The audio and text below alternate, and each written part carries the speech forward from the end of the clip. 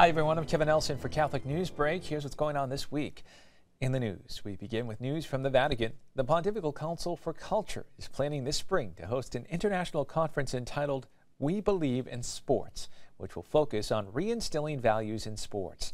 The council is inviting representatives from top world governing bodies like FIFA, the International Federation of Association Football, the International Cycling Union, and the Italian National Olympic Committee. They are also inviting Christian athletes, including Tim Tebow of the New York Jets and Jeremy Lin of the Houston Rockets. Monsignor Melchor Sanchez de Toca Alameda, head of the Council's Culture and Sports section, told Catholic News Service that instead of sports being an activity that builds important values, respects human dignity, and helps shape the whole human person, it has reduced people to merchandise. He said that Lance Armstrong's admission to doping was just the tip of the iceberg, since high-stakes commercial interests pressure almost every professional cyclist into the illegal practice. More news now from the Vatican. In this year of faith, church leaders are reflecting on the impact of Vatican II. Looking back on the council, Auxiliary Bishop Athanasius Schneider of Astana, Kazakhstan, tells Catholic News Service that the Vatican should publish a list of errors regarding interpretations of Vatican II that suggest a rupture with previous church teaching.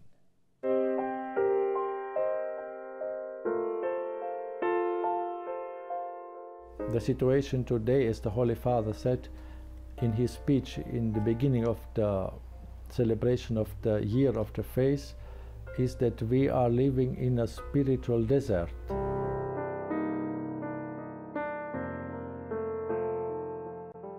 After the Council, the majority of theologians, they made a monopoly of interpretation, an interpretation of rupture with the past tradition of the Church. And so it was in the public opinion in the Church, supported by the mass media of course, that with the Council started a new church, or another church even.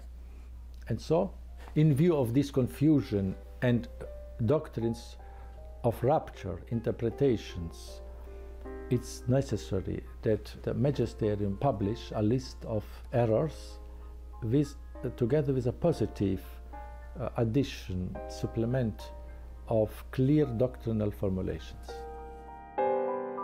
Looking now at news from around the country, more than 6,000 young adults gathered recently at Disney's Swan and Dolphin Resort in Lake Buena Vista, Florida, for the Seek 2013 convention. The convention was sponsored by the Fellowship of Catholic University Students, known as FOCUS. The group has offices on 74 college campuses, and there's a new online digital campus to connect with students not on FOCUS campuses. Curtis Martin, the Fellowship's founder and member of the Pontifical Council for Promoting New Evangelization, said the Church wants to invite every person to experience a personal encounter with Jesus Christ. Martin said the way to reach out to the entire world is to do it through American university students who will become leaders and be influential in society and culture. The Fellowship missionaries befriend students and help them develop a personal relationship with Christ, then send them forth to evangelize others. There are now more than 5,000 Fellowship alumni. The program has fostered nearly 400 vocations.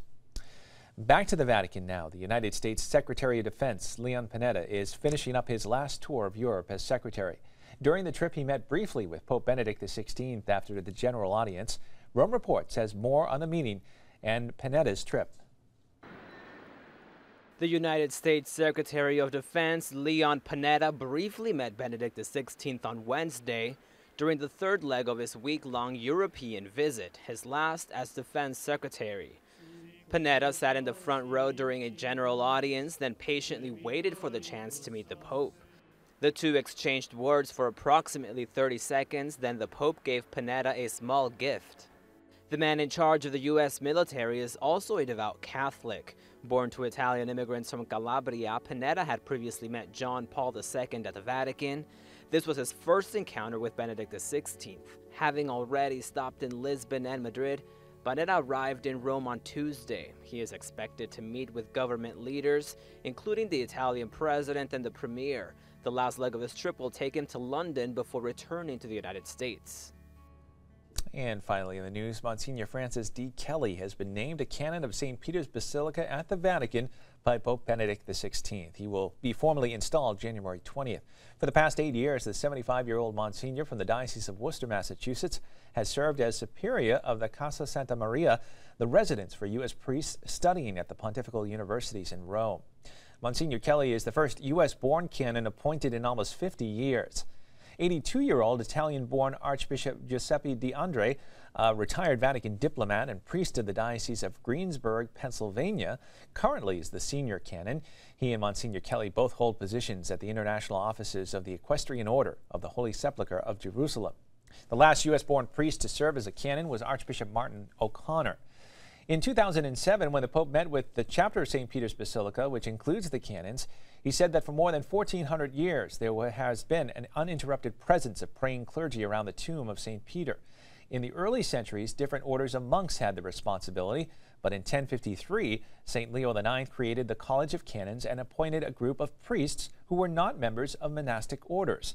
The Pope said that the best way to ensure that the millions of people who visit St. Peter's every year know it as a church and not a museum is to find people praying inside. Well, that is all the information we have for you this time. Please stay with Catholic TV for more Catholic news. Until then, I'm Kevin Nelson. I'll see you next time on Catholic News Break.